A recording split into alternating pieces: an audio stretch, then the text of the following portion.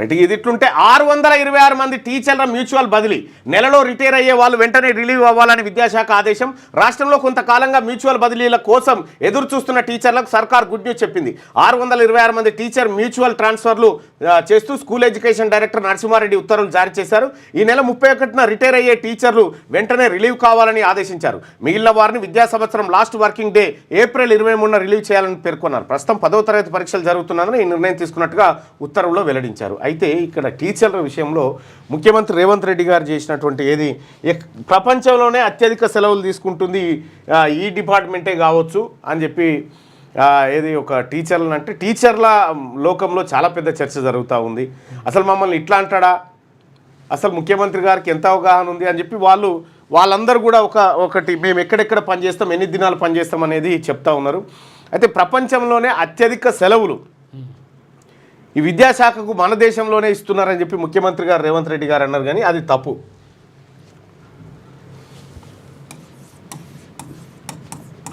పాఠశాల సెలవులు,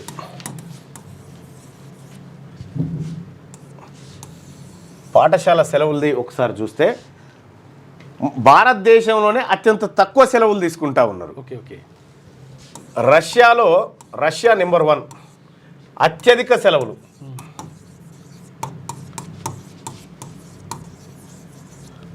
Russia number 1 ప్లేస్లో ఉంది అత్యధిక సెలవులు తీసుకుంటున్నటువంటి జాబితాలో. రెండోది ఇటలీ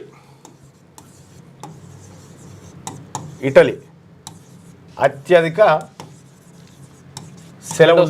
సెలవులు విద్యారంగానికి ఇస్తుంది. ఆ తర్వాత స్పెయిన్,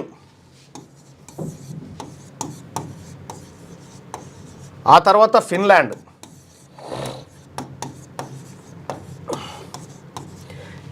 దేశం. ఇట్లా ఈ జాబితా ఉంది. ఈ జాబితాలో మన ఇండియా చాలా వెనుకబడి ఉంది. అంటే ఎందుకు ఎక్కువ సెలవులు ఇస్తూ ఉన్నారని ఈ దేశంలో ఉన్నటువంటి వివరాలను పరిశీలిస్తే ప్రపంచంలోనే విద్యలో టాప్ కంట్రీ ఫిన్లాండ్. ఓకే. ప్రపంచం మొత్తం మీద విద్యాభ్యాసంలో ప్రాథమిక విద్య కానీ మాధ్యమిక విద్య కానీ ఫిన్లాండ్ టాప్. ఈ ఫిన్లాండ్లో ఎక్కువ సెలవులు ఇస్తూ ఉన్నారు. ఎందుకు ఇస్తూ ఉన్నారు ఇన్ని సెలవులు అంటే పిల్లలకు రెస్ట్ ఇవ్వడం ద్వారా వాళ్ళ మానసిక అభివృద్ధి మరింత జరుగుతుంది అనేటువంటి ఉద్దేశంతో ఇక్కడ ఎక్కువ సెలవులు ఇస్తారు. ఒత్తిడి చేయొద్దని. ఇక్కడ పని దినాలు చాలా తక్కువ ఉంటాయి. అయితే మొత్తం ప్రపంచంలోనే తక్కువ సెలవులు ఇచ్చేటువంటి దేశం జపాన్, ఆ తర్వాత భారతదేశం. ఓకే. అంటే ఇట్లా ముఖ్యమంత్రి గారికి మరి అవగాహన లేనట్టుంది, అధికారులు చెప్పనట్టు. కానీ ఇక్కడ మన తెలంగాణ రాష్ట్రంలో కానీ భారతదేశంలో కానీ మనం ఇస్తున్నటువంటి సెలవులు చాలా తక్కువ సెలవులే, టీచర్లకు చాలా తక్కువ సెలవులే.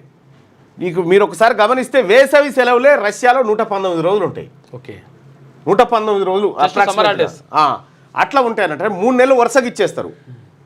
సో ఇక్కడ ఆ పరిస్థితి ఉండదు. ఇక్కడ ఆ టీచర్లకు పని దినాలు 220 అని చెప్పి చెప్పుకున్నప్పటికీ సో దాంట్లో రకరకాల సెలవులు ఉంటాయి, సో అది అన్నీ పోయినా కూడా మళ్ళీ వాళ్ళకు ఇప్పుడు సమ్మర్ సెలవులు ఇప్పుడు 24కు ఏమైపోతుంది, ఏప్రిల్ 24కు స్కూల్ అయిపోతే మళ్ళా జూన్ 12 తారీఖు మళ్ళీ ఓపెనింగ్. అంటే ఇవి ఒక 8 అవి ఒక నెల 38 రోజులు సెలవు.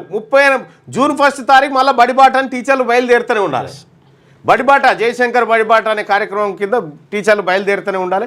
కాబట్టి అతి తక్కువ సెలవులు ఇస్తున్నటువంటి దేశం భారతదేశంగా నివేదికలు చెప్తా ఉన్నాయి. భారతదేశమే తక్కువ సెలవులు ఇస్తూ ఉందనేటువంటి మాట చెప్తా ఉన్నాయి. అయితే ఇక్కడ టీచర్లు ఏం ఖాళీగా ఉండరు, మళ్ళీ వాళ్ళ పనులలో ఆ ట్రైనింగ్ అని ఈ ట్రైనింగ్ అని పంపుతూనే ఉంటారు. సో కాబట్టి ఏంటంటే ముఖ్యమంత్రి గారు ఆ మాట్లాడినటువంటి మాట కొద్దిగా టీచర్ల హృదయాలను కొద్దిగా కలుపుకుమనేలా చేసింది.